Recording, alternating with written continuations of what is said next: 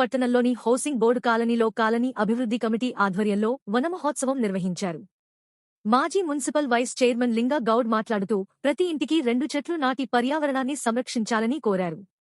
కావున పట్టణ ప్రజలు తమ ఇంటి ముందు తప్పనిసరిగా 2 మొక్కలు నాటి పచ్చదనాన్ని పెంపొందించాలన్నారు.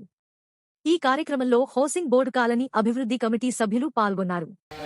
హౌసింగ్ బోర్డు కమిటీ తరఫు నుంచి కమిటీ మెంబర్స్ మరియు పెద్దలు అందరు కలిసి చెట్లు నాటిన కార్యక్రమం మొదలుపెట్టాము. ఈరోజు బ్రహ్మాండంగా జరిగింది. పెద్దలందరూ వచ్చారు.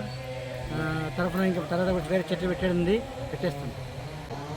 హనుమాన్ మందిర ప్రాంగణంలో మన కమిటీ అభివృద్ధి కమిటీ ఆధ్వర్యంలో అధ్యక్షుడు దశరథ్ గారు, మరి సెక్రటరీ అప్పచరణ్ గారు, ఉపాధ్యక్షుడు రెడ్డి గారు, ముఖ్య సలహాదారులు మోహన్ గారు, మరి అట్లే రమకాంత్ గారు, అంబల శ్రీనివాస్ గారు, మరి పుష్పకర్ గారు, వీళ్ళందరి సమక్షంలో ఈరోజు చెట్లు నాటడం జరిగింది.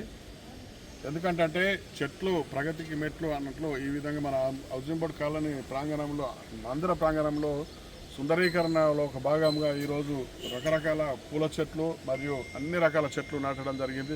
భవిష్యత్తులో చాలా పచ్చదనం కోసం ఇక్కడ మేము అందరం కలిసికట్టుగా మందిరం అభివృద్ధి దశలో ముందుంటాం కాబట్టి మరి అందరం కలిసి ఈరోజు సమిష్టి కృషితో కాలనివాసులు అందరి ప్రమేయంతో ఈరోజు రకరాల పూల చెట్లు, కొబ్బరి చెట్లు, అరటి చెట్లు నాటడం జరిగింది. భవిష్యత్తులో కూడా ప్రతి ఒక్కరూ ఇంటింటికి 2 చెట్లు నాటితే చాలా బాగుంటుందని చెప్తా ఉన్నాం.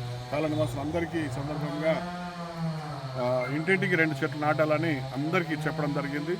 పచ్చని చెట్లు ప్రగతికి మెట్లు అనే నిదానంతో ముందుకు పోవాలని చెప్తా ఉన్నాను. జై